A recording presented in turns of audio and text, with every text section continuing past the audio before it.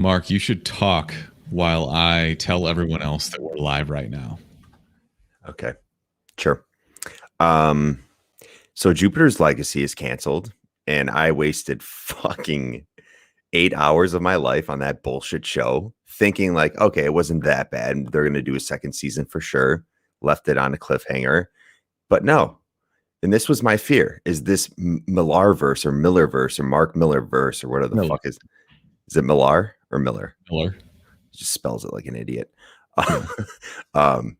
Yeah, they're just gonna keep taking whatever fucking title he has and throw it at the wall and see if it fucking sticks.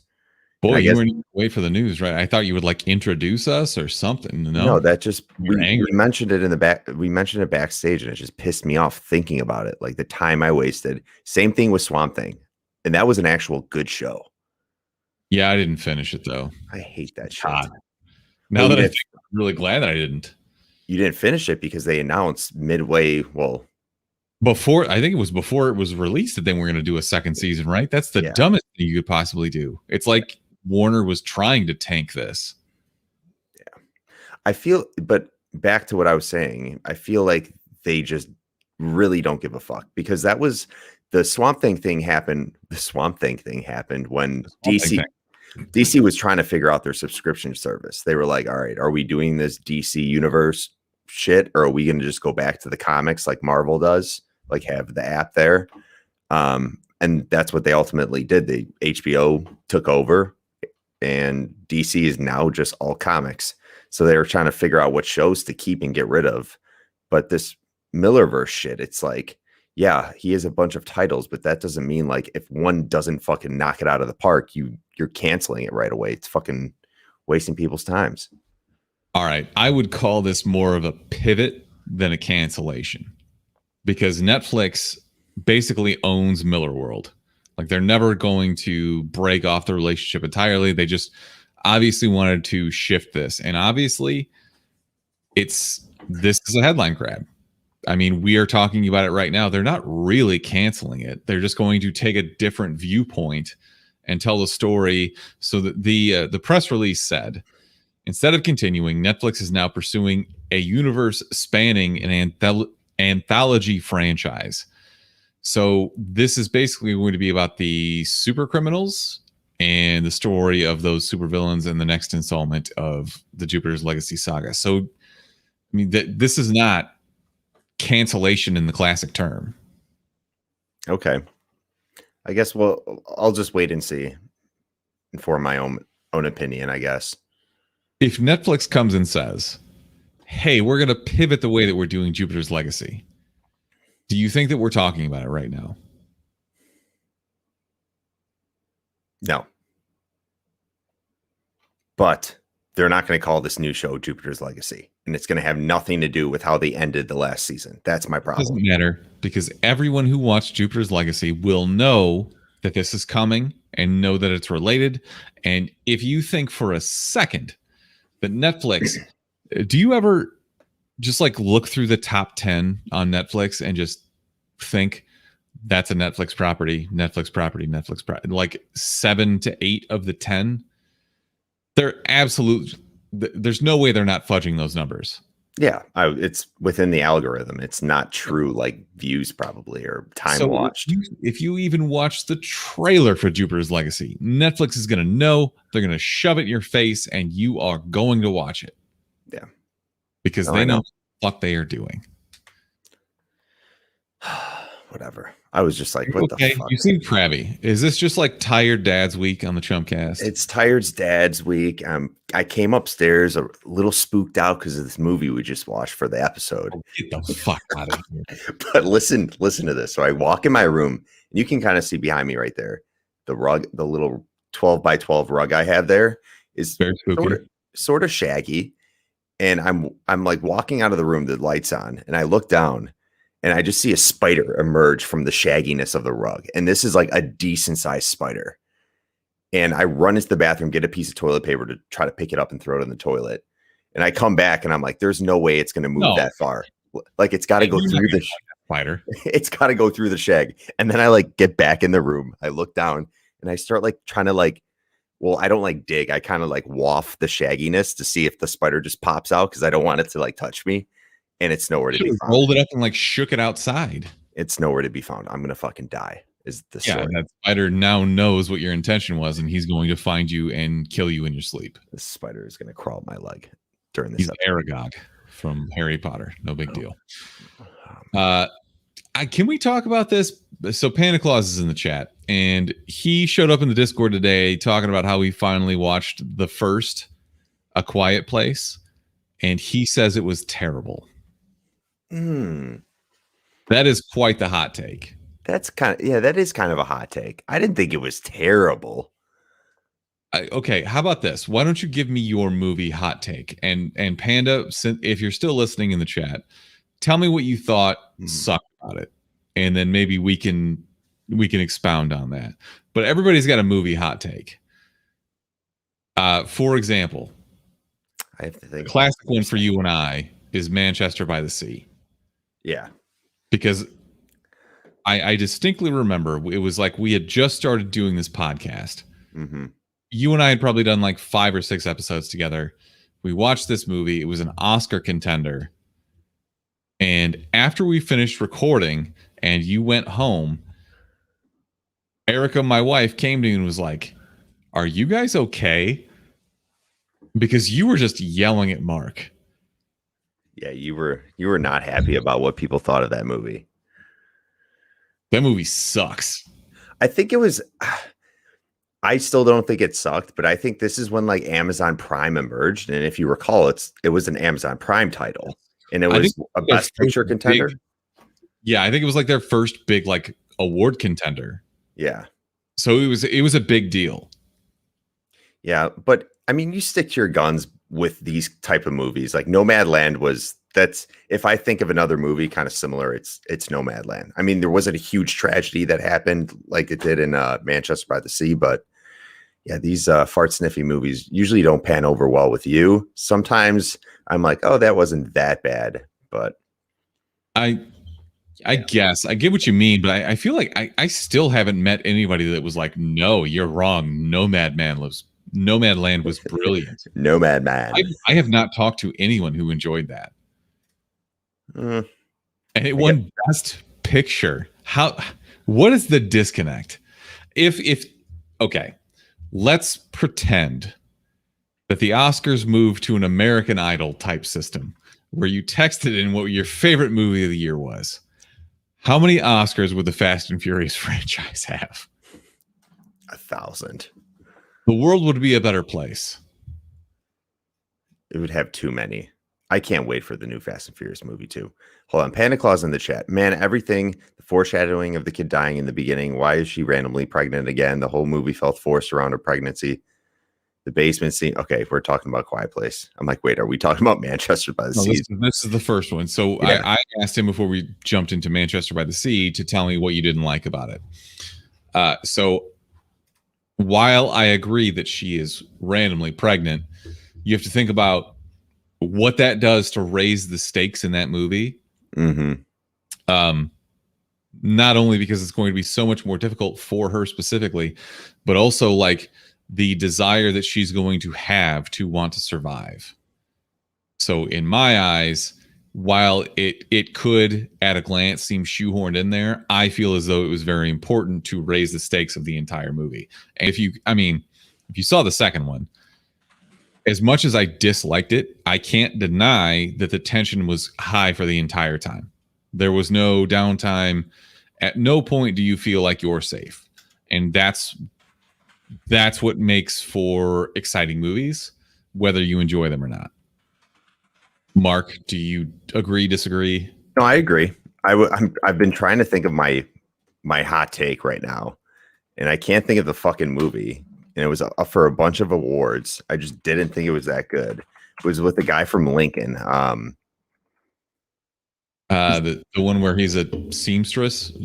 No. The one with the oil. There Will Be Blood. There Will Be Blood. I think. Yeah, that was it. So you're talking about Daniel Day-Lewis? I thought that movie was boring as fuck. I was waiting for something to happen in that movie, and when it did, I was like, "This kind of sucked," and it just dragged on. That's kind of another one of those fart sniffy things. Is most of what Daniel Day-Lewis does. Granted, he's an incredible actor. I just don't like the stuff that he does. I thought Lincoln was pretty good. It was like Watching that. Seeing the trailer though for There Will Be Blood, I'm like, oh shit, this is going to be like No Country for Old Men. It kind of like gave me that vibe. And then I watched it. I'm like, this was so fucking boring in my opinion. All right, what about Gangs of New York? That movie was 10 times better than There Will Be Blood in my eyes. And he's incredible in that movie. Yes. Okay, so I mean, it's got Leo. So when you work with Leo, you just bounce charisma off each other. Yeah. Look at us. We're a movie podcast actually talking about movies. That's incredible. I couldn't think of Daniel Day-Lewis though. I'm like, who's the guy in Lincoln? That fucking guy, the character actor, the dude. And doesn't he have the like record for most Best Actor awards, like winning Best Actor? I think nominations. I mean, every movie he does, he's a method actor, so he just fully engorges himself like he was Abraham Lincoln for a year and a half. Oh God, his poor wife. Can you imagine? He's comes home when he's like, "Mary Todd, put the kettle on, please." He literally was Abraham Lincoln in that role too. That's why it was so good, that movie. Is he like you can only see Abraham Lincoln in like a few photos. There's like a few still photos that was like back in the day where they would take an hour to shoot one photo where they're like, all right, stay still. Like you're in an MRI machine. Always ruined if you move. Yeah. Yeah. Just torture. But yeah, I feel like he was Lincoln if we knew what it really looked like. Okay. News to us. Boop. Boop. Obviously, you would have noticed by now that Brick is not here this week. He is actually in Chicago, probably within miles of us. Yeah. And couldn't be bothered. So he's like eating a hot dog at a Home Depot right now or something. Something random. Honestly, oh wait. You just stirred my brain on something. What? Why are all the hot dog stands outside of the Home Depot? Have you ever eaten there? They're not outside of the Home Depot. They're like outside inside. It's like seen anyone eat there? No, it is weird. The placement of those hot dog stands. It's in the entryway, but the entryway is still like in the building. It's like the entryway of Costco before you have to show your card. That's where the hot dog stand is. Yeah. I don't know why they're not like Costco and don't actually like have it by the checkout. I would feel a little bit more comfortable getting my hot dogs right after checking out. I don't necessarily care about that. I'm just wondering how they stay in business. The only one time I was walking out of a Home Depot and I was like, God damn it, I'm thirsty. And I saw that they had Lime Jarritos. Mm-hmm. And Lime Jarritos is fucking delicious. It's like 50 grams of sugar, but go on. I don't care. I know you don't. Obviously, I don't care. That's how my brain works. When you're super thirsty and you drink something carbonated and you chug it and it just like the burn in your throat just completely annihilates your thirst, there's no better feeling than that. Hot say yes. Lime Jarritos. Try it if you haven't. And you drink it and you kind of have like a Robert De Niro look on your face when you're done. You're just like, this is fucking good. That's how I fucking drink it. That sounds amazing. But audio platform, and I'm making dumb faces into the camera right now. I want to defend those stands though, because there are always people actually getting hot dogs when I'm there that I see buying from that stand. I just had never had a hot dog. I love the Costco dogs. I really hope you've had a Costco dog before. Otherwise, you're a psycho. And pizza. Okay. Yeah. But I might have to try the Home Depot and see what it's about because they've been there for a while. I've stopped frequenting the Home Depot across from me ever since I had that run-in with the anti-maskers because I just can't. I mean, that's a primetime spot for anti-maskers. I know, but every time I go to Menards, they're wearing masks. So I'm going to go to Menards. Mm-hmm.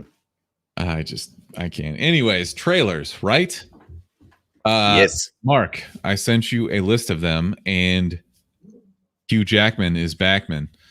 I feel like we haven't seen him in a very long time, but he's back in a trailer for Reminiscence. And this is a movie that is written and directed by one of the co-creators of Westworld, and it has a distinctly Westworld feel. Do you agree with that? I do. Okay. So Taylor Joy is the writer and director of this movie. This is a near future version of Miami after the polar ice caps melt and we have a class war. So presumably this is set in like 2023. Jackman is a private investigator, quote unquote, who runs this company that basically sends you back in time to recover your semi-lost memories, if I'm understanding correctly. So if you have like partial memories of something, they come in and restore it. And it basically, he has a client that comes in, drives him crazy, like he's in love with her immediately, and then she just disappears. And that's the plot of this movie. Did you catch one of his most signature lines of all time that he used in this trailer? Where is she? Yeah, dude, prisoners. I got chills when he said that. I'm like, oh my God. And you could tell. I thought you were making a Batman reference. No. Where are the drugs? Where are they? That too, but I yeah, got it. he wasn't the one that said that, obviously. It was Affleck. Not Affleck. I know. Bale. But No, Affleck. I'm pretty sure that was Ben Affleck, Batfleck. Batfleck, yeah. No, but when he's in Prisoners just smashing the faucet with the hammer. Yeah, great scene. Fucked up movie. Great doc about it. But anyways, this movie, Reminiscence. What'd you think, Mark? I thought it had a cool premise. I'm happy to see Hugh Jackman back on the big screen. And I think it's going to be big screen. I assume it's going to hit theaters. Yes, I'm. Keep talking, and I'll find a release date for it. Okay. Yeah. I like to see him in dramatic roles like this. You know, where he's screaming and running and just going and just fucking going all out. That's what suits him best. Besides, Les Mis, was it that he was in? Oh no, not Les Mis. Was it Les Mis? Yeah, it was Les Mis. What was the one with Zac Efron? The Greatest Showman, right? He was in that too? Yeah, he was in that one. He does a lot of musicals. Yeah, he's a great voice, right? Yes, he does. And okay, by the way, August 20th in theaters and HBO Max, we're definitely watching this. Mm-hmm. I'm down. Okay. So it is HBO Max. Well, that's even better, I guess. But this might also be a good movie to see in theaters if you're comfortable with it. I am really getting more comfortable with my basement home theater setup. Oh, you're not yet comfortable enough in your basement. It hasn't been long enough. Okay, but I understand what you're saying, but having the choice still between like going to a big butt rumbling IMAX theater versus sitting on my couch in my basement, like I still like, for a movie that I really like, Black Widow, I will go see in IMAX. Mm-hmm. This, I'm just kind of excited to watch it at home, just because, again, I'm old and tired, and the older and more tired you get, the less you want to leave your house. And I'm working this perfect ass groove into my couch. I just moved this couch into my basement, and now I'm just like working it in there. Mark, I forgot to tell you, I ordered a ridiculously expensive steering wheel and pedal set. No, you did. Oh my God. You're going to be one of those guys. Yes, I am, Mark. Yes, I fucking am. What are you going to play? Are you playing F1 racing games? So the first thing I downloaded after I ordered this was Forza. I love Forza games, by the way. They're incredible. They're beautiful. Forza, I probably burned 500 hours on that in high school. Mm-hmm. Forza 3. But yeah, I even spent up. I didn't buy the Logitech version. Like, I bought the company that specifically makes only this type of thing. I'm an idiot. I'm actually proud of you, because John's older brother actually is big into this. Like, he has the whole setup. I have to go back. I'll find the picture after the show and send it to you, but I'm sure he probably spent like upwards of $1,000 on the setup that he has. He has like literally 3 wide, like curved wide screens around him, like one of those setups where he's just like Sick. But That's so dope. knowing you, I'm like, I hope you didn't fucking just buy the cheapest one on the market, because this supposedly, from what I've heard, the gamers that play these games, like, you need a good setup, or else once you start wanting to get into competition, you're going to be like, fuck, I should have just paid extra money. Well, the other thing is I want to set it up so I'm like in a cockpit, like in a race car. So like like what you're probably talking about is somebody who's set up with like a racing seat, and the pedals are bolted into like a metal frame in front of you, and so is the steering wheel in front of you. I'm assuming that's what you mean. Pretty But much. I used to do a lot of metal work, and I know how to weld, and I'm pretty sure I'm going to make one of those. So, didn't last time you did that, you fucking like slice your whole hand open for the Gambit cosplay? That was not welding. That was a drill press, and it got the best of me. But shut the fuck up, Mark. What do you know about crafting things by hand? You're like, I'm pretty good, and while you're like doing this, your whole hand is just split open. I'd be very impressed if I could cut my thumb off with a welder. Anyways, trailers, Mark. All right, Reminiscence looks sick. Actually, I'm glad this is coming out. I'm just happy that Hugh Jackman is back, and I'm 100% here for whatever he does. And last thing, bad shit. Last thing, Thandie Newton, that's her name, right, from Westworld. It's fucking weird not hearing her with a British accent. I don't know if it's Thandie or Tandy. I don't think it really matters. Yeah, it doesn't matter to her. The fact that this is like from the co-creator of Westworld, and she's giving her more work, I would love to see Thandie Newton in more stuff. So I'm glad that she's getting that exposure. Next trailer. Okay. I watched this after I watched the movie that we're going to review, so I'm a little bit soured. That's the right word. Demonic from Neil Blomkamp. So Neil Blomkamp, if you don't know, has done he did Chappie, District 9. Okay. He does a lot of this like sci-fi type shit, and some people, he's very divisive. People love him or hate him. The forgotten Matt Damon movie, Elysium. Yes, I very much tried to forget that. Anyways, he's good. Like, he's very divisive. People either love him or hate his work. And now he's doing a demonic possession horror film called Demonic. Apropos of nothing.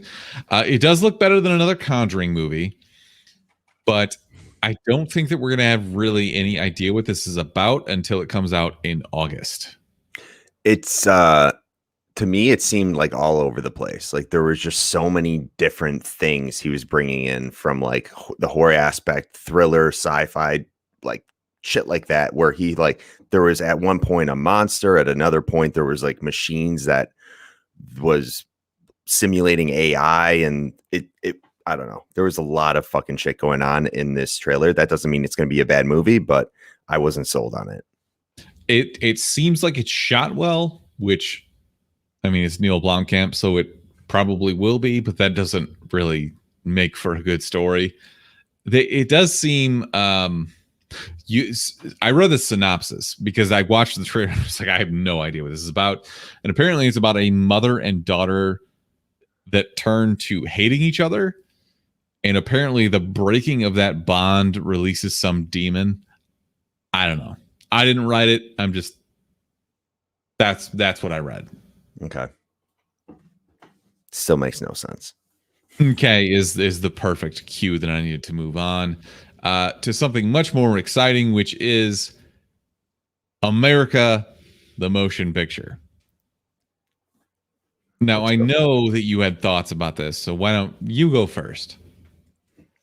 First thing that stands out is the voice cast. So if listeners did not tune in to 2 episodes ago, we talked about the teaser trailer for this. We didn't really see much, but this is going to be an animated film revolving around the truth of how America was formed. But that is, a joke. There's like sci-fi getting brought in.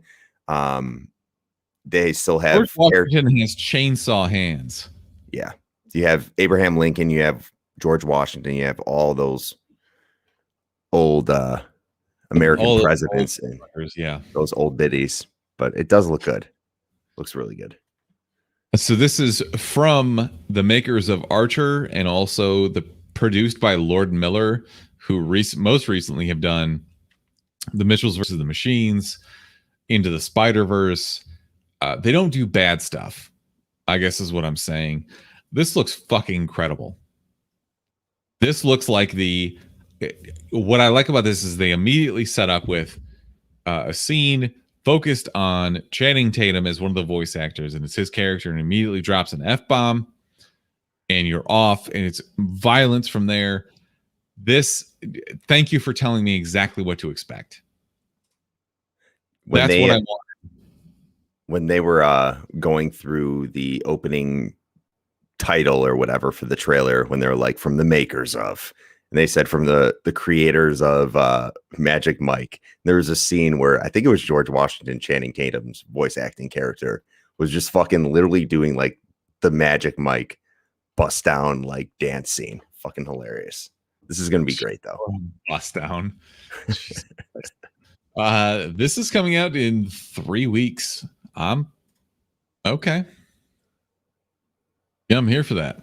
Oh my God, the snitches in this. Paul Revere is being voiced by Bobby Moynihan. Moynihan. Yeah, the SNL guy. Dude, He better be like a weasel. They better portray him as just like a rat. Shut the fuck up, Paul Revere. Shut up, Paul. All right. What about this new trailer for Infinite? I know that we just started talking about this movie last week. Somehow, within the last 6 days, they decided they were going to make a trailer that was 12 times more ridiculous. Marky Mark is on a motorcycle, and he rides it off a cliff onto the wing of a propeller plane. That's fine, though. That's fine. But he stops his momentum by shoving a sword into the wing. It's fine. It's fine. This movie's going to be fucking amazing. To be perfectly honest, after watching this second trailer, I'm much more excited to potentially watch it. I'm still not going to pay for Paramount Plus. I hope they have a free trial. If not, I'm sorry. I will have to pirate your movie. We're for sure going to sign up for the free trial. We'll figure it out. Yes. We need to see this movie. It just really seems like this is trying to be a Fast and Furious movie. I don't know that you can convince me otherwise. Imagine trying to be a Fast and Furious movie. Can never happen. Well, Triple X is basically that. It doesn't have the crew though. You remember when Aaron Paul made a Need for Speed movie? It was so bad. Yes, I do. It was terrible. But are you sure in an alternate universe, that could have been our Fast and Furious universe. Yeah, thank God it wasn't. Just saying. All right. I don't have anything else to say about any of these trailers. Please, Mark, speak now and forever hold your peace. Yeah, Infinite. This might get me to sign up for Paramount Plus. I'm dead serious. I don't know. I was watching this. I'm like, I've been just getting the itch for a Fast and Furious movie. Like I'm going through withdrawals, and I'm like, oh, this kind of looks like Italian Job. Has a little bit of that like Fast and Furious feel to it, and has Marky Mark in it. So gotta watch it. You shit on this so bad a week ago, and now all of a sudden you're like, yeah, no, dude, I'm buying. You were in this. You just literally said the same thing though. You just said like I wasn't impressed with the teaser. Now that I saw the full trailer, I'm not gonna lie. I'm kind of looking forward. I'm not gonna pay for it. All right, whatever. That's a big day. As soon as money is involved, dude, I'm cheap as fuck, and you know this. I know you just. That's why every time you're gonna buy something, you text me. You're like, "Where can I find this for cheap?" And I never do. I always end up just giving in and buying like the premium plus. Anyways, let's talk some news real quick. Mark, did you watch Insecure on HBO? No, I did not. Are you familiar with Issa Rae? Yes. She was the star of that show. She was, and apparently she had something to do with the writing of it, which I didn't know until I started looking into the story a little bit deeper. But irregardless, which is not a word, she is going to be Jessica Drew, aka Spider-Woman in Spider-Man No Way Home. That's pretty exciting. This is the first actual confirmed new character we've gotten out of this. Did we know that Spider-Woman was going to show up in No Way Home? They have talked about putting her in a movie for a long time. That doesn't necessarily mean it was going to be in No Way Home. So no, I don't think that we did know that. Okay. Yeah, this is what do you know about Jessica Drew, aka Spider-Woman? Honestly, not much. I've picked up a few newer issues, like modern comic books for Spider-Woman, because they just redid one of the series for her. But other than that, nothing really. All right, back off, motherfucker. In most stories, Mr. Comic Book Man, go ahead. He was basically an ex-SHIELD agent. In some iterations, she was just basically exposed to spider blood, which was it's funny because it was never a spider bite. They're just like, how else do we introduce spider stuff into this? Just like dumb shit. Like she is crossbred with spider DNA. It's always something.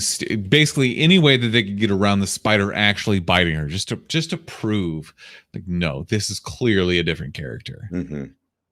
But also, they had to create a female counterpart to Spider-Man. Otherwise, somebody was definitely going to come in and be like, we're going to make a female version of this character in our own imprint, and it'll be a DC character forever, or whatever the fuck.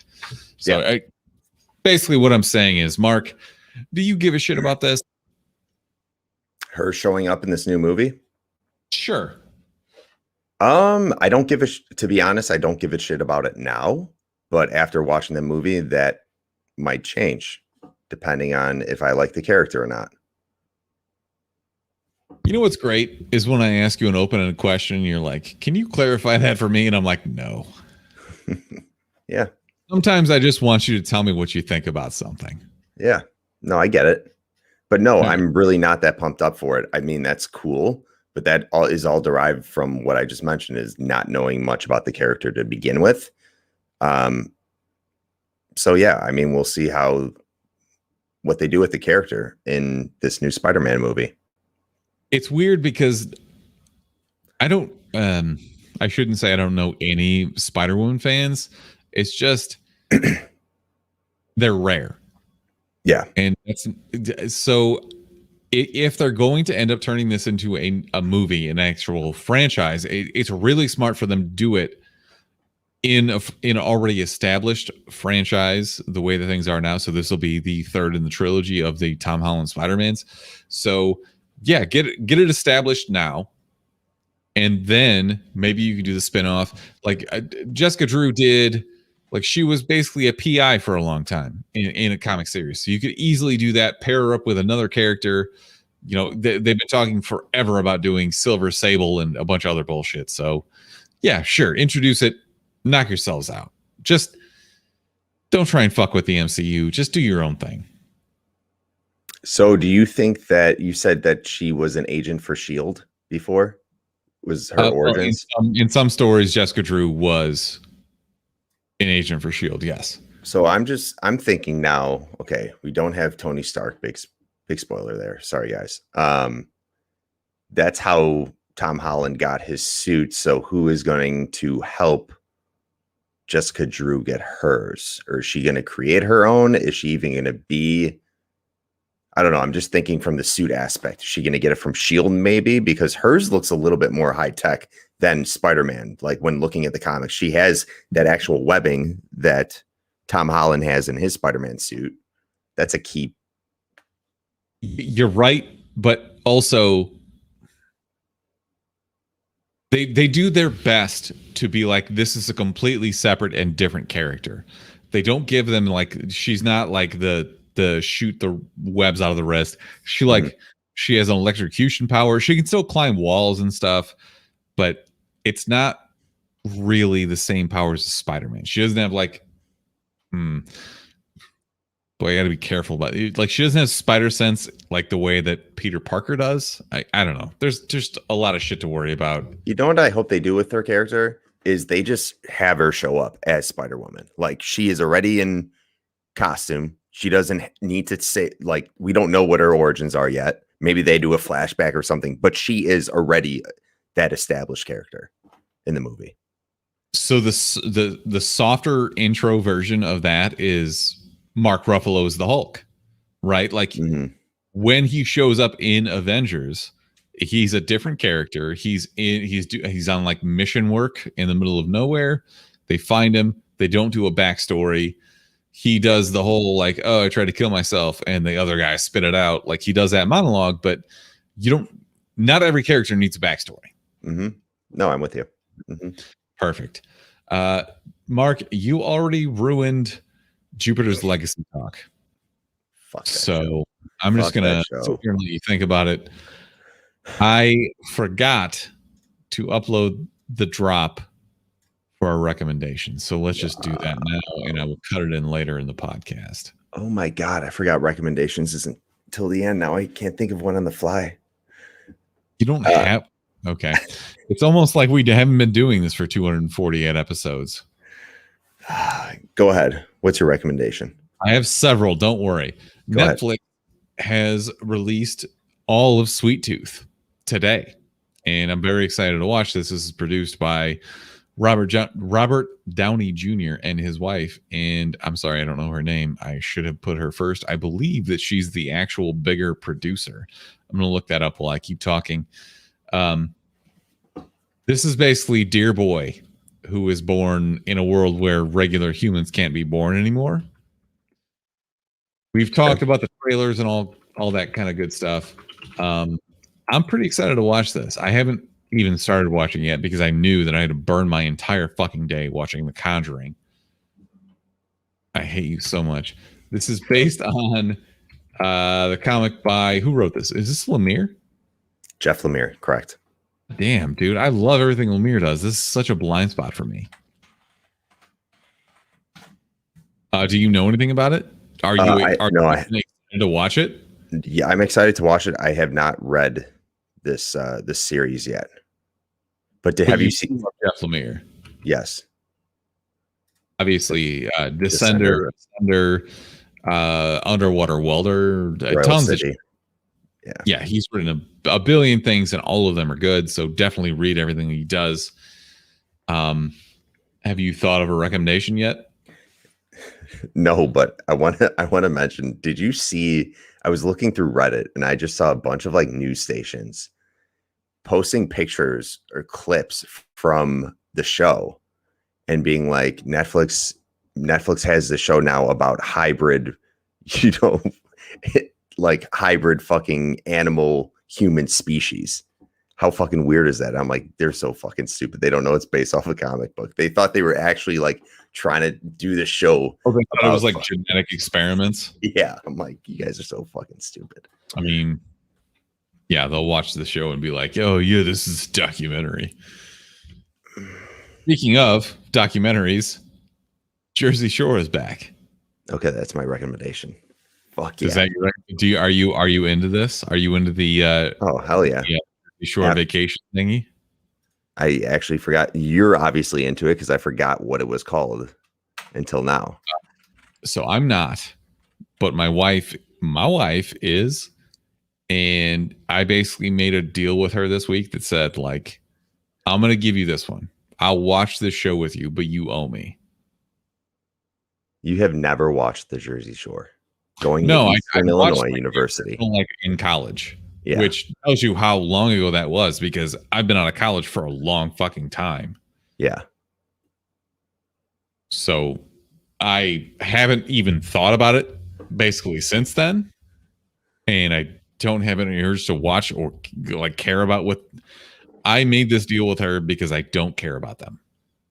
If you don't like shows like The Real World or Road Rules or anything like that, you will not enjoy the show.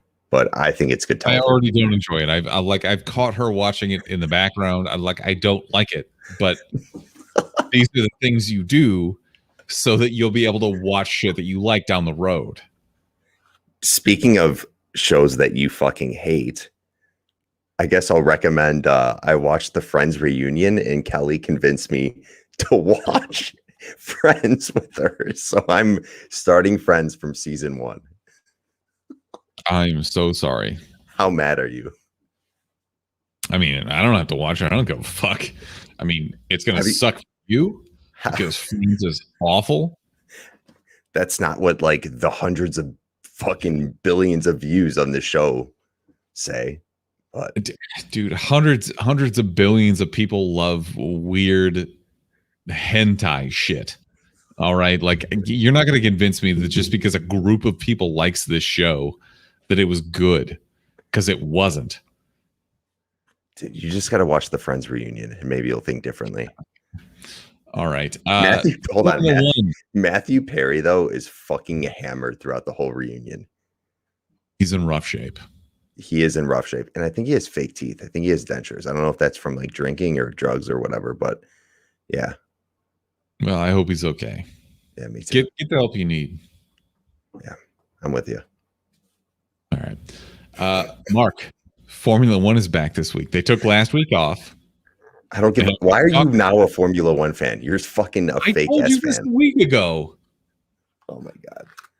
Why do I have to have been a lifelong fan in order to continue being a fan now? Why can't I start my fandom right now? I guess I'm like a Friends fan. It's kind of the same thing. You're a now F1 fan. I'm a now Friends fan. Yeah, that's fine. Yeah, no, dude, I love it. It's incredibly exciting, and they're racing in Azerbaijan this weekend in Baku for the first time in 2 years. 7 a.m. Sunday morning, ESPN2. Check it out. Look what you did. You got people in the chat talking about hentai. Good job. Here we go. We brought the weirdos out like Panda. God damn you, Panda. Son of a bitch. Best. We the best! Worst. The worst! She's the worst person in the world. Huge skank, terrible, but thank you. Mark, who is your best man alive? Can you go in our private chat and just play that video? I don't care if we get muted on YouTube. We'll be good. Which video? I just posted in the private chat over to the right. Bobcat sparks school evacuation. Okay. And they want me to subscribe. I'm never going to do that. Just click X. Yeah, you should be able to get it. What do you want out of this? All right, whatever. We don't need to. I'll just go through the story. I mean, I can tell the story. What is this? Just talk. All right. So essentially what happened here is we have, it looks to be a high school in Scranton, Pennsylvania. Yes, notorious for the Office. You've heard of it. Good. So this high school evacuated because I guess a couple kids said there was a bobcat roaming the halls, when in reality it was just a typical house cat. But the fact that this whole high school literally evacuated in this building, and they brought in like animal control. There's a bunch of police officers, and I'm not gonna say like, all right, they should have never raised concern about this cat, because the cat did kind of have weird features. It kind of had the pointy ears that looked odd. It had a little bit of too much fur on top of its head. It looked like a different kind of house cat. But to say it was a bobcat, you know, it was like the class clown. It was like, oh my God, there's a tiger in here. To say it was a bobcat and to get the school to completely shut down for the day is fucking hilarious. And this just shows like what it's like going back into the real world for people. Like people are just already losing their minds. Holy fuck. I just thought that was the funniest story of all time. So I guess West Scranton High School is the greatest high school, or the best high school alive. Fair enough. I can keep going with this because I have a very ridiculous story. And it's about a man who's running for office, sheriff to be specific, in New Mexico. He is very tough on crime, quote unquote. And at one of his rallies this week, a drone showed up with a giant dildo hanging from it. Oh, fuck. I don't really need to say anything else about this. It's just this guy was giving a speech and a giant dildo showed up. It's a dill drone. That's it. Dill drone. I think they actually say dill drone in this article. Or dongcopter. I'm sorry. Dongcopter might trump dill drone. Helicopter is probably the best. God damn it. I love that we're fucking children. It just makes me so happy inside. Oh, fuck me. All right, Mark, you got anything else? No, I don't. You expect me to follow up after that fucking story, dude? No way. All right, I'll fucking follow it up. Let's go. I'll share my screen again. God damn it. This is an Amazon driver who apparently was having a really bad day, and someone caught it on TikTok. I've been there.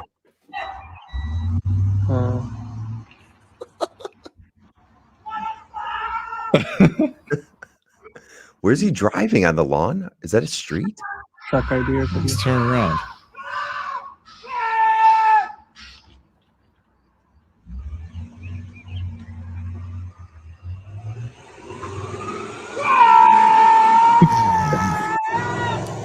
Shredded. I really felt the existential scream there where he's like, just like, what do I do now? I really felt that on the inside. What do you think happened to make it that made him do that? Honestly, he probably just like missed a stop, and now Jeff Bezos is going to come to his house, kick his door down, and fuck his wife, and steal his dog. I don't know, or vice versa, where he fucks his dog and steals his wife. Maybe there was a wait, what? Maybe there was a company email that went out and just said, "You've been now replaced by our automated drone system. We no longer need you as a delivery driver." And then they just show a picture in the email of the drone, and it's the drone with the dildo. Maybe he's being replaced by the dill drone, or the cockcopter, or whatever the fuck it's called. The helicopter. All right, yeah. Helicopter definitely wins for the best name. Oh god, let's just end the show here. Fuck it. You got one more, right? Are you telling me, or asking me? I don't have another one. We didn't talk about the AMC CEO. Oh yeah, no, we didn't talk about that. No, we didn't. Okay, you know what? That's fine. I thought you were going to bring it up. Yeah. Well, let's talk about AMC for a minute. What the fuck is going on with that stock? No. We're going to do behind the scenes of the Chumpcast. Is I literally told you ahead of time. I was like, we've never set up a segment before. We've never scripted anything. Why don't we try this once? And you still completely botched it. What if we're scripting it right now, where we're both in this position? We scripted that we were going to script it. I think everyone knows the show's not scripted. It's pretty fucking obvious. Yeah, I would fucking hope not. Otherwise, we have the worst writers in the world. Anyway, imagine losing our 2 viewers because the listeners and viewers start picking up on that we're now scripted, and they're like, "Fuck this show now." We still get a lot of downloads, and that's what's important. Yeah, people just can't take us in real time. They just can't do it real time. I get it. Like it's a lot to handle. Anyways, the AMC CEO, Mark, defend your mans. I think he made the right move. As a lot of people you know what? You're already fucking this up. Basically, the story is that he was on a video call today being interviewed. And he wasn't We're not talking about the stock. All right. That was the segue, Mark. God damn it. We're never scripting anything again. He wasn't wearing pants on a video call. That's the story. And Mark was going to call him his best man alive. And I was going to say, au contraire, mon frere. This guy sucks because earlier this week, I think that was Thursday, AMC stock hit an all-time high at about 65 to $70 a pop. I bought in at $14, no big deal. But this Would you was buy 2 whole shares? Cheap bastard. Sorry? Did you buy 2 whole shares, you cheap bastard? I bought a few dozen, no big deal. Yeah, I'm not. When I'm going to believe in a company, I will drop money into it. If I think it's a meme stock, I will drop a little bit of money into it, which is exactly what I did, and I came out just great. So, anyways, is that why you have a new Traeger? I do not have a new Traeger, but I did buy that dope ass wheel and pedal set. You did buy that. AMC pays, baby. AMC pays. You were supposed to say this son of a bitch went to a meeting with no pants on, and I was going to say you were going to say it's your best man alive, and I was going to say no, because he tanked the stock because it hit an all-time high, and he was like, "We're going to issue more equity." Great business plan. I love this. It's absolutely the right business move, no question. I might buy back some AMC stock at $9 when it hits $9 in probably 2 months. If it hits $9, yeah, absolutely. But I also said that about GameStop, and GameStop is Gang stonk is still what? It's still fucking high as shit. Too high for GameStop. Yeah. So the whole thing is the reason for the AMC jump was supply and demand. There was a huge demand for a low supply because a lot of people shorted it. When you issue new stock, you flood the market, which is the right thing to do for his company because he was issuing new stock at an all-time high. Right thing to do if you're a fucking old trying to squeeze blood balls on a fucking old ass motherfucker. I could have retired on that money because eventually that would have hit like $1,000 a share, but now you're just issuing new stocks and fuck you. Oh, you think AMC would have hit $1,000 per share? No, probably not. That's what people think GameStop is going to do. Obviously not me because I'm rational, but yes. Doesn't matter. He did the right thing for his company, the wrong thing for my pocketbook. So fuck you, old man. I don't even know his name. Still up fucking 5x from what it was a month ago. I already sold. It doesn't matter. I wouldn't have had they not come out and said that they were going to give all of their individual shareholders free popcorn. That not is true. It's not true. How is it not true? That was a lie that was told. I don't know. That circulated wrong. Sorry, I got it through Yahoo Finance, so I have to assume it's at least sourced. Yahoo Finance is for fucking idiots. Hold on. I just saw it the other day. All right, just casually call me a fucking idiot. That's fine. No big deal. Big Yahoo Finance guy. I fucking hate Yahoo. I definitely won't hold that against you. I hate Yahoo. I can't even log into my SBC Global account anymore. They're like, "Oh, wow. we're not Yahoo anymore. We're AT&T." I'm like, I don't fucking care.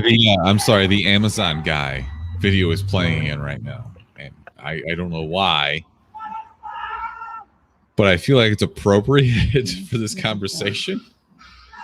Truck ID or something. It's great because you can hear him grinding the gears on the fucking truck. Anyways, we should probably move on, right? Let's move on. Damn it, I closed it right before he goes, wow. Okay, let's talk about the popcorn for one more second, though. Even if they did give away popcorn, dude, did you see me in A Quiet Place 2? That big-ass jug for my birthday that they gave me of popcorn? Dude, I could only get through like 5% of that whole fucking jug. I don't know how people eat a lot of popcorn in the theaters. I don't get it. Do you know what the margin on that is? I get like it's not costing them a lot, but I'm just saying like, oh, it doesn't cost them. It costs them about 5 cents. 5 cents per giant bucket. What if You tell me popcorn? they can't succeed because of that? What if popcorn was a commodity? Well, it is a commodity. What if it went like it was priced ridiculously, where popcorn It was now can't be. lumber? It literally cannot be because of the. You know what? We're going to get into a socioeconomic conversation right now that just isn't conducive to this podcast. You haven't. You didn't even play my drop. Have this conversation with me. You can call us at 847-920-6107. I will have this conversation with you. Play my drop. This has been.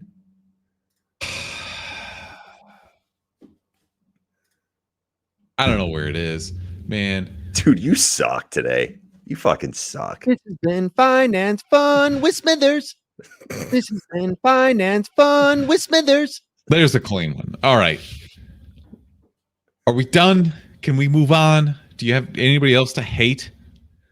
I was struggling to hit that B sharp. Finance fun with Smithers. Oh, you want to re-record your drop right now? I kind of do. I felt like I wasn't hitting that note properly. You This has weren't been actually finance fun. terrible. Whatever. Fuck it.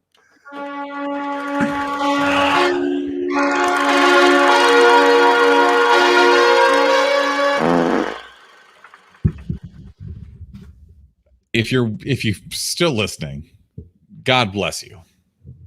I don't know what else to say. We're gonna do our movie review now.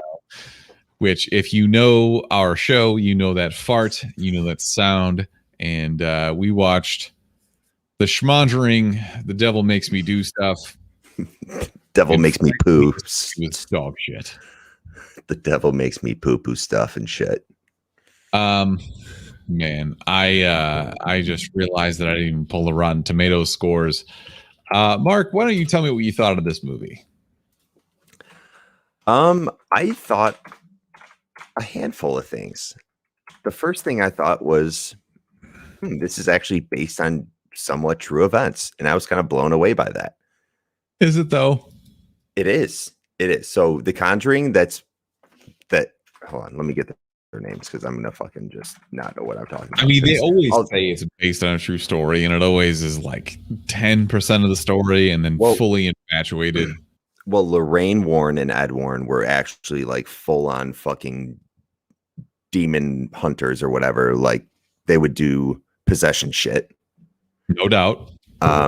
So they were real people. And Absolutely. David Glatzel was actually a real kid who supposedly was possessed, and they did an exorcism on him. And Ed Warren did say during that, Arnie, fucking little Arnie, was present during that exorcism, who was the boyfriend of David Glatzel's sister. And he was present. And they said that the demon transferred over to Arnie. And Arnie did actually kill someone in real life. He killed, I think, his landlord or some shit like that. I don't know if it was the same person that they portrayed in the movie. But Arnie, this teenage boy, did kill somebody, and he got off with 5 fucking years because the judicial system actually went along with him fucking pleading his case, saying that he was possessed at the time, and they gave him 5 fucking years for manslaughter. Just kind of blown away by that. So I'm glancing over the Wikipedia right now. 1981, the first known court case in the U.S. in which the defense sought to prove innocence based on the demonic possession, which is the entire premise of this movie. Mm-hmm. He was convicted of first-degree manslaughter as opposed to murder in the killing of his landlord. Pretty much what I just said, right? Yeah, I think so. Except he was. You know what? Shouldn't read that on air. The 11-year-old is the one who got possessed. Yada yada yada. I'm actually surprised by how closely they followed this story in the movie. They did, but there was also, there was the whole mystery of like what was driving this possession, which I think was the main point of the movie. Let's back up and reset. So this is a movie that is the third in the Conjuring series. It is directed by a guy named Michael Chavez, and the screenplay was written by David Leslie and not David Leslie, and James Wan is always included in these, even though he probably is just like, I know I helped you guys with the first one. Please stop calling me. Mm-hmm. But that's okay. We have the setting here. This is set in the like we said earlier, 1981. A little boy is possessed. He's an 11-year-old boy, and the house is packed full of people for some fucking reason, because the little boy's older sister is dating Arnie, Palmy, as we like to call him.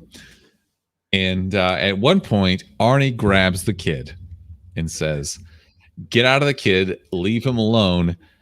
Take me, you coward."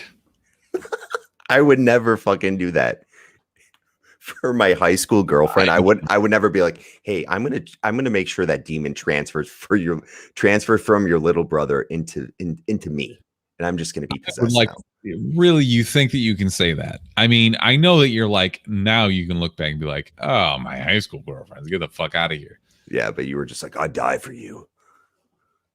I mean, I've been in love before. Where you saw her little brother and you're like, "If you were possessed, I would take on the possession and tell the demon to get inside of me." All right, Mark, would you do it for your son? Do not try to draw that parallel. That makes no sense. That makes no sense. It's just a question. If somebody, are you scared of demons? And wow, it sounds like Mark is so scared of demons that he wouldn't take the possession away from his son. Which I will just say right now, I would gladly take that demon away from my son. This isn't the same situation though. This is like if your son had a demon and then I asked you a question, and then your daughter's boyfriend came into the picture. No, your daughter's boyfriend came into the picture and was like, "Hey, can I take the demon from your son?" I would be like, "Who the fuck are you, by the way? Why are you dating my daughter? Get the fuck out of my house. We're trying to do this." Ladies and gentlemen, you heard it here first. I asked Mark if he would say he was good. He was like, "Nah, fuck them kids." And by the way, your fucking name's Arnie. Get the fuck out of my house. Arnie Palmy. Yeah.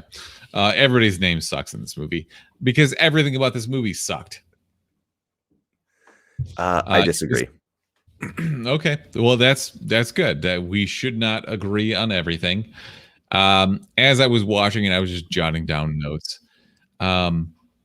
First of all, man, I would fuck that little demon kid up. If he came at me, I would judo fucking hip toss him so fast, like through the window. Get the fuck out of here.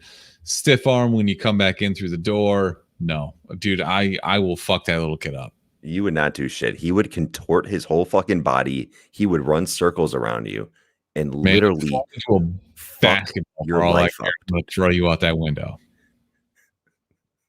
Dude, ghosts aren't real. Ghosts are real, and that demon kid is real, and this was based on a real, true story. So get the fuck over it and tell me you're gonna think this is a save it. This is a save it. Like, wouldn't you think that, like, me saying that ghosts aren't real for this long? I've been saying it for years. Don't you think that one of them would have come to try to, like, prove to me that they were real? You want to know why they're real? All right, listen to this. Please tell me. In the movie where there's the scene when in this movie, tell me more about how ghosts are real. Ed Warren looks at the floor and he's like, "That's not water." When he said that, Kelly was in the laundry room and she's like, why is our laundry room leaking? There was like a leak coming out from under the door. And I was like, holy fuck, this is like the same shit that's happening in the movie. Dude, it's weird. It's weird. You are so dumb. And then that spider that showed up in my room when I fucking logged on to this episode. It was definitely a ghost. Anyways, my favorite part, and let's just like talk about individual parts here without spoiling it and just say like how dumb this movie was. My favorite part was when Arnie grabs the kid who is now on a murderous rampage with a fucking shard of glass in his hand. He's like, "No, leave him alone. Take me instead. I'm larger and stronger. I can easily kill everyone in this room." which he doesn't say, but which is also blatantly obvious. Maybe he just thought the boy was weak. Maybe he's like, oh, you're just weak. You don't know how to handle a demon. Okay.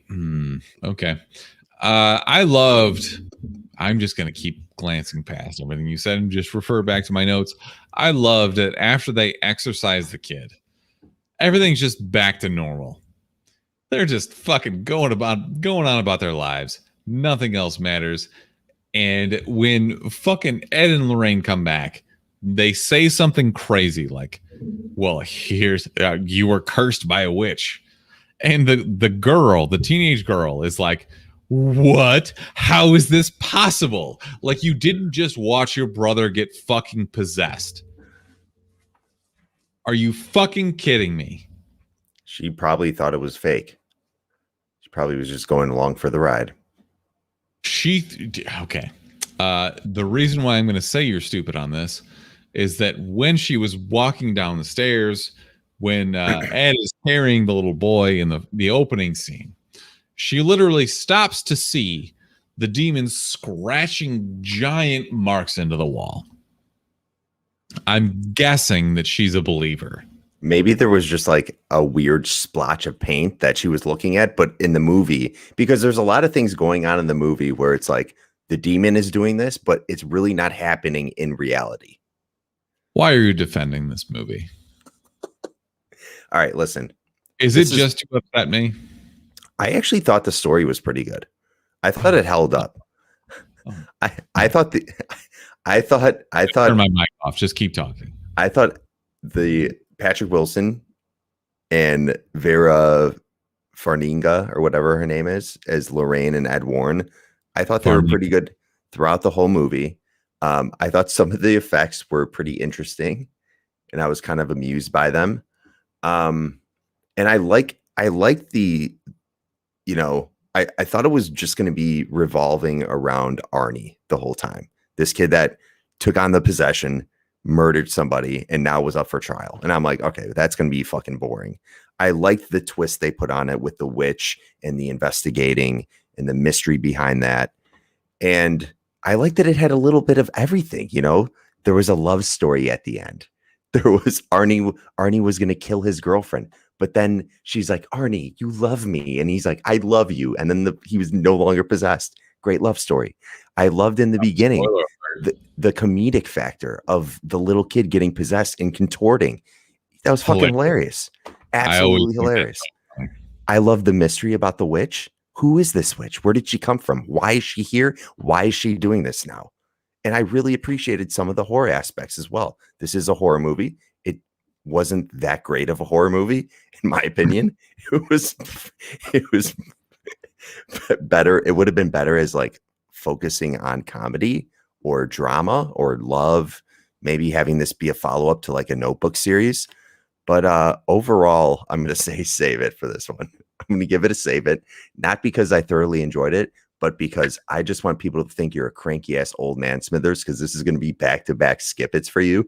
And they're going to see your rating and be like, wow, Smithers just fucking hates everything. So I'm going to say save it. Correct. I'm just going to pepper you with random questions now. What the fuck was with that old priest guy's accent? Was that Werner Herzog? Because it looked like him, but it doesn't sound like him. I have no idea. I didn't even catch that. I gotta look at this old guy's name now. The priest had an John accent? Noble. Well, it's not necessarily. He is Australian. Okay, not that matters. But he like tries to mix his Australian and American accents, and it was just really painful to listen to. Mm. Did you not hear this? Okay, you probably weren't paying attention. You were probably on Instagram. He had chicken shit on his hands,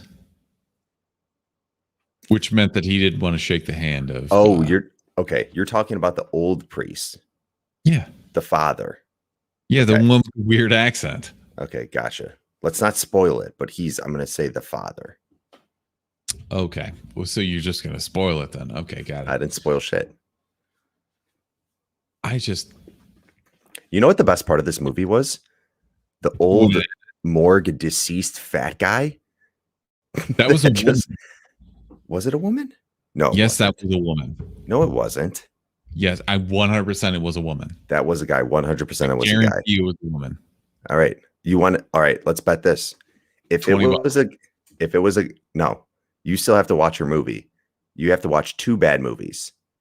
Let's just take back that bad movie you have to watch for losing the bet to me. You still owe me a bad movie to watch. So if it was me having to watch Old, wow, I will absolutely risk that. That's tough. Okay. All right, deal. Fine. And now all right. it's recorded. It's on record. We're good. I'm confident that is an old man. That was a woman. Let's clarify. When they're in the morgue, the big fat being that's standing up and veiny all over. That runs. Runs. Okay. Yes. That was a man for sure. That was a woman. Okay. Fair enough. Anyway, this movie is dumb as fuck. It wasn't that bad. No, it was really bad. The best part about it is that it was on HBO Max, so I didn't have to go to a theater. I don't love the Conjuring series. That doesn't necessarily mean that I wouldn't be open to a good one. I just really struggled to enjoy this in any way, shape, or form. They did a good job of this with the setting in 1981. You know, like the outfits, the appliances, it was well done. The problem that I have with these movies is that everything is so goddamn obvious. Mm-hmm. It's so apparent when you switch to the handy cam on foot and you do a circle around somebody that something scary is about to happen. Yeah. And that eliminates the scary. I will say, change your complete viewpoint and you move like to a completely different angle, that completely eliminates any tension that was there before. Yeah. I will say that the scare factor in this was pretty fucking terrible compared to other Conjuring movies. Like I can remember moments where I was like, holy shit, this movie did not do that at all. And it just fucking dragged on at points. And it didn't have really a shock factor. Like there was never a moment where the camera turned unexpectedly and there was just like a being in the background with a creepy ass face. It was just, I don't know. They did a lot of the hand dragging back. I don't know if that was supposed to be like some kind of stupid recurring theme, but it was bad. Didn't do it for me. Yeah, so it just, the whole thing was just bad. I didn't care. I don't want to see more of this, even though I know that they will. It's getting decent reviews on Rotten Tomatoes, which boggles my mind. I just don't fucking understand. Yeah. It was not as good as the first one. I didn't see the second one. This is the third one, right? Besides like the Annabelle movies and all that shit. I don't count any of those. And I just love that James Wan is like so loosely attached. Like he stuck his pinky in the cake at the fucking craft services table. He's like, yes, I was an executive producer here. Yeah. But now, I mean, if a movie flops, he can be like, yeah, I was an executive producer, but come on, guys. You know, I'm just always involved, kind of, but not really. We'd be fine with it. Fair enough. Anyways, ghosts aren't real. We can all agree on that. And I think we probably wrap this episode and this review up. Let's wrap it. I'm tired. Mark, did you do your comic book reviews this week? I did not. Did you do your Invincible voiceover from the video? No, I sure as fuck didn't. Yeah, I know you fucking did it. This is the Tired Old Dads episode of the Chumpcast. You know what I am going to do, though? I think I'm going to do a Polar Pass, which is like where I actually dive into one book, because there was a DC book that came out and it was actually a horror-based title. I can't think of it right now because I have yet to read it, but it was by James Tynion IV. And James Tynion is writing Something is Killing the Children. And that book is the hottest thing modern-wise to come out since Saga. He's written Batman. He's written a ton of shit. But the fact that he is now doing, it's not an independent title because it is a DC property, but the book is called The Nice House on the Lake, and supposedly it's really good so far. I don't know. I have to read the first issue. I don't know if it's going to be as good as the start of Something is Killing the Children, but everyone's hyping this book up, and I kind of want to do a deeper dive and review that book as opposed my comic book picks, which is literally me just coming back from the LCS and showing you guys what I picked up. So we'll see. I would like your deeper dive into something, and yeah, switch it up a little bit. I would love for you to read a book that you hate and then have it win an Eisner, and for me to tell you how good it is. Are you referencing something? No, not anything in particular, but I'm pretty sure that probably has happened and will happen again. Well, there's probably people that fucking hated Something is Killing the Children and Saga when it came out. That's so dumb. Think of the first issue of Saga. I mean, first page of the first issue.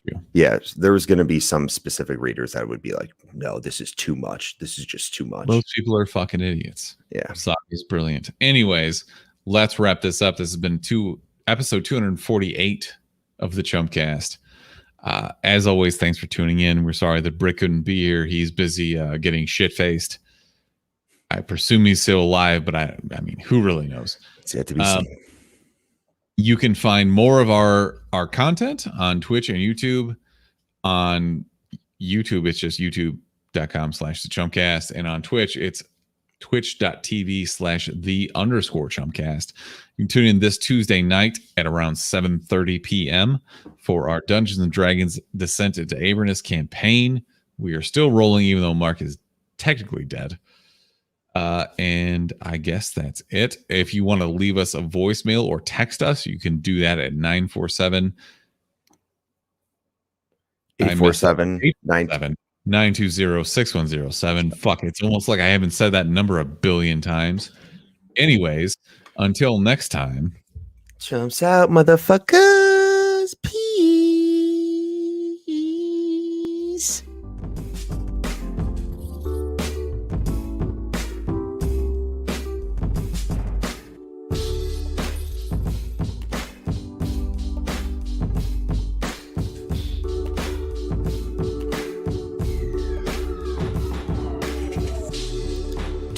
Dude, so can I come over and play on that Forza gaming setup you're gonna have?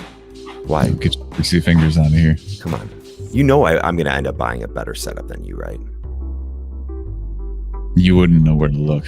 I'm just gonna dust your bitch ass. Just dust your bitch ass.